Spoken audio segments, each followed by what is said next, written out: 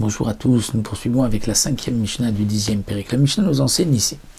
Bogeret shesha'ata shnem asar chodesh. Nous avons vu que une jeune fille, Aroussa, qui s'est fiancée, lorsqu'elle est Nehara, c'est-à-dire elle n'a pas encore 12 ans et demi, son père et son fiancé pourront annuler les vœux de cette jeune fille. Mais si elle a eu 12 ans et demi, qu'elle est Bogeret, le père ne peut plus annuler les vœux de sa fille, et le Harous, puisqu'il n'est que fiancé, ne peut pas non plus annuler, parce qu'il ne peut pas annuler les vœux tout seul. Il doit avoir l'aide du père, et le père ne peut plus. Mais lorsqu'il va se marier avec elle, après le mariage, il pourra annuler les vœux.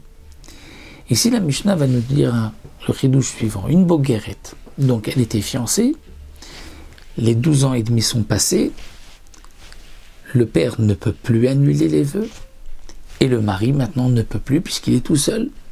Mais shesha'ata shnem asar chodesh, elle a attendu 12 mois depuis le moment où elle a demandé à être prise en mariage, ou si c'était une almana ou une veuve qui a attendu shloshim yom 30 jours, parce que la veuve, on lui donne 30 jours pour se préparer, étant donné qu'elle était déjà une fois mariée, donc elle avait déjà eu, je veux dire, un trousseau.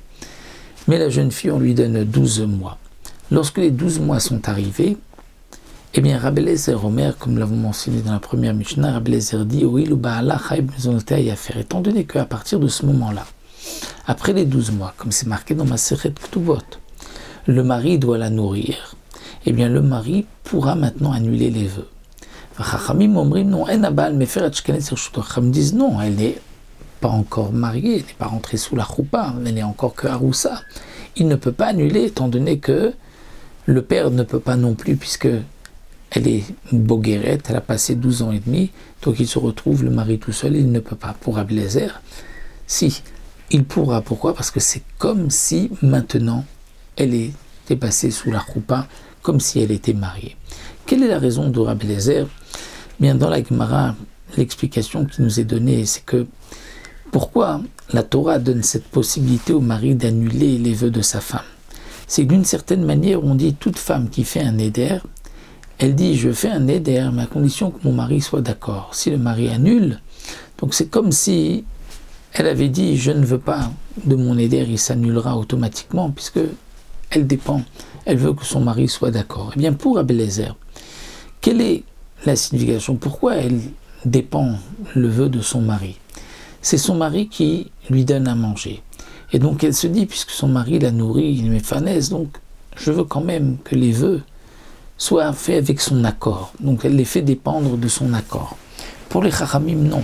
Les chachamim, c'est vrai qu'il doit la nourrir, mais la femme ne pense pas que c'est parce qu'il la nourrit, mais c'est parce que c'est son mari.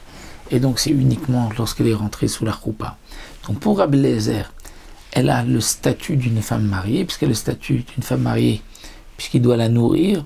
Donc, elle a aussi pour les Nedarim le statut d'une femme mariée. Le mari pourra annuler les vœux tout seul. Alors pour les Chachamim, il ne pourra pas, puisqu'il n'y a pas eu encore de choupa.